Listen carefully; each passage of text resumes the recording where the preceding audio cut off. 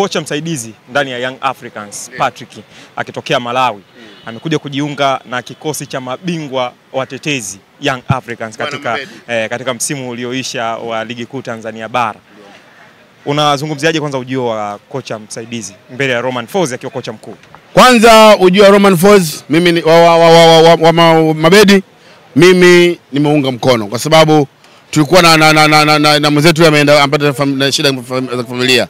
Yeye ameondoka na sisi tuna mchezo mgumu katikati hapa, unajua kesho tuna game. Kwa hiyo ilikuwa lazima tupate mtu wa kutusimamia baada ya pale. Na engineer yetu tumekuwa ni mtu ambaye tunamwamini sana, au bench yetu la ufundi au uongozi wetu, mtu ambaye tuletea ni mtu sahihi kwa ajili ya mashindano sahihi. Umeelewa? Tukajua tutampata nani hapo haraka hapa ambaye atasimama. Mabedi anafahamu sana Afrika. Kacheza, kafundisha, yeye mwenyewe ni mtu mzuri, anafahamu mazingira ya Kiafrika. Kwa hiyo tukaona tukimpata mtu asili hiyo. Na bahati nzuri timu yetu pinzani tunacheza nayo ni imekuwa Malawi. Kwa hiyo anaweza katupa hali halisi, mazingira ya kiafya, mazingira ya Kimalawi yakoje, si kuweza kukaa vizuri. Kwa hiyo ujio mimi wa Mabedi kwangu naunga mkono na ninamuomba sana asimame vizuri na bwana Folz, kwa sababu wote wale kwa kiheshima ni wakocha wakuu. Leseni yake ni kocha mkuu, lakini sisi tumchukua Yanga kama kocha msaidizi. Baada ya Romain Folz anakuja bwana Mabedi. Malengo letu kama anafahamu, tunafahamu uwezo wake kwamba hawa wote ni class A, wote ni wako juu. Kwa hiyo wakishika Yanga pamoja na Yanga malengo yake yatatimia bila kusita. Tunaamini kabisa ujio wake mmoja kuongeza kitu katika benchi la ufundi, na sisi malengo yetu yatatimia. Tutaanzia Jumamosi pale. CV za Mabedi na namna ambavyo amehudumu kwenye soka la Afrika kwa muda mrefu, ukimtazama na Romain Folz unaona kuna utofauti kidogo. Mabedi ana uzoefu sana na soka la Afrika na akiwa ni mzawa wa Afrika. Wengine wanasema Mabedi amekuja kwa mpango maalum wa kuja kuwa kocha mkuu wa Young Africans baada ya kelele nyingi kumhusisha Romain Folz na mashabiki. Kwanza hawa wanaosema Mabedi amekuja kwa ajili ya kumtoa Romain Folz, mimi ni waachane habari. Mara nyingi sana mwanafunzi kumuongoza mwalimu si tatizo, kwa sababu kila mtu amesoma kwa staili yake. Au mwalimu kuwa na mwanafunzi wake kama wewe simama ili kupe chini yako, maana yake atakumbusi afike sehemu fulani. Ni kweli kabisa mwalimu Mabedi ana CV kubwa sana kuliko Remi wa kwetu Roman, sawa kuliko hiyo, lakini nani amemkuta? Umeelewa?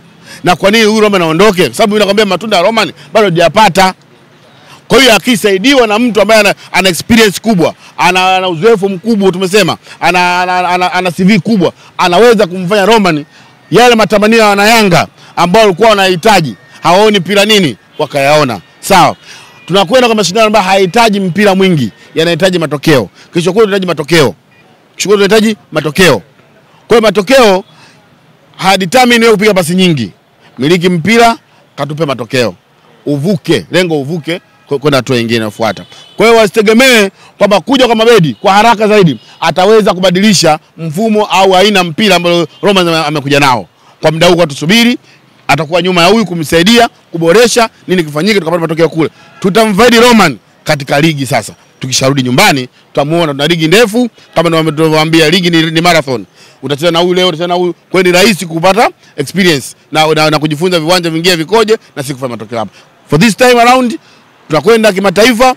Romain kocha mkuu, bwana Mabedi ni kocha msaidizi kusaidia Yanga ivuke hatua inayofuata. Basi.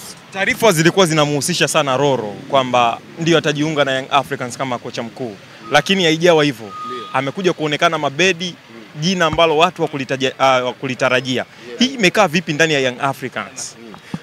Inawezekana Mabedi asingekuja, angekuja Roro. Lakini Roro alikuwa na condition zake. Roro alikuwa anataka aje na msaidizi wake. China Captain nazo. Alikuwa anataka aje na msaidizi wake. Lakini yule msaidizi wake kuna hana leseni za kusimama huku. Hana leseni? Yule msaidizi ambaye ibidi aje yule. Yule asingeweza kusimama huku. Kufanya manager. Si tuishi maisha kuigiza.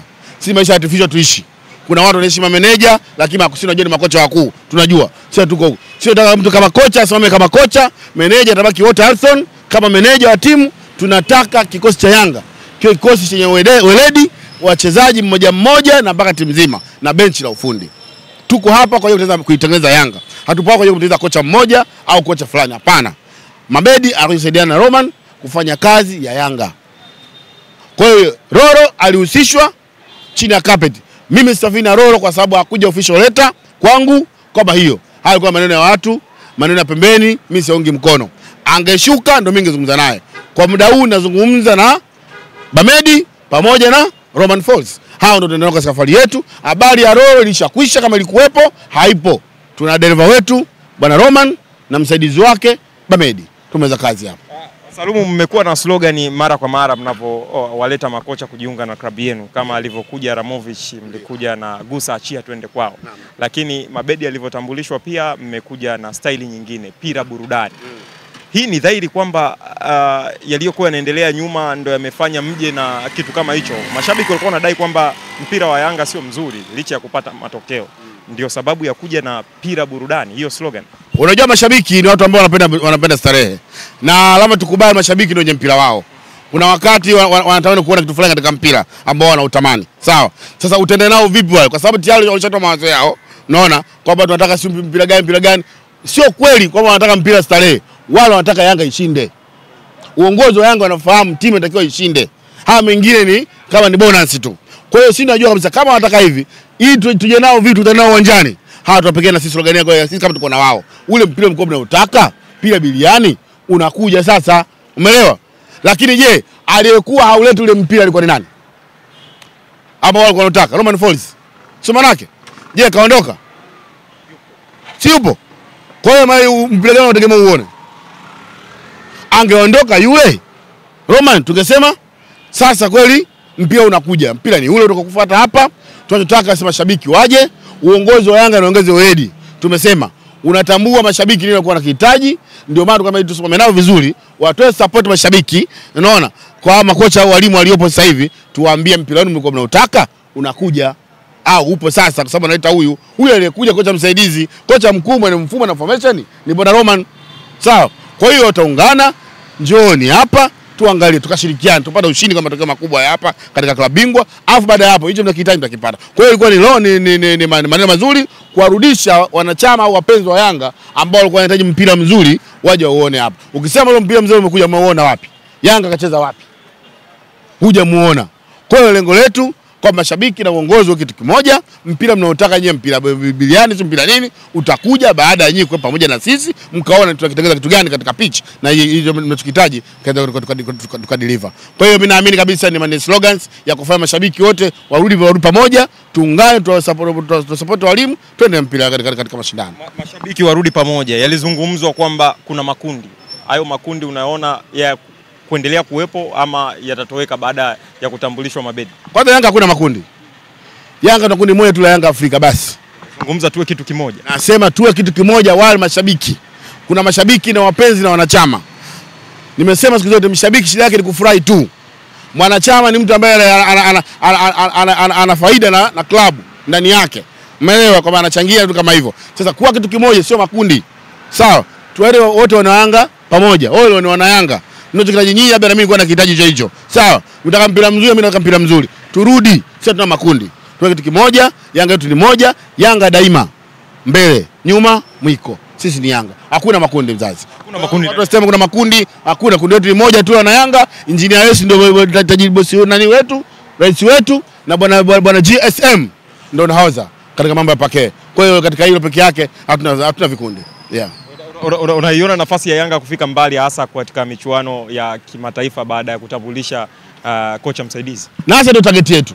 Target yetu kujiuliza tulipoishia huko tulipofika mwanzoni, sasa hivi tufikie hatua. Hatua ya kwanza uweze kusema nitafika finali, nitafika robo finali kama kundi hujavuka. Kwanza fika makundi, baada ya makundi utapata sasa kutengeneza slogan yako. Nini unakwenda, nini ukihitaji, utaanza kwenye makundi. Hatua ya kwanza tuingie kwenye makundi, tuanze safari ya kutafuta target zetu. Umeelewa bwana? Kwa hiyo safari ya kwanza iko pale na sisi tunaamini makundi tumeingia.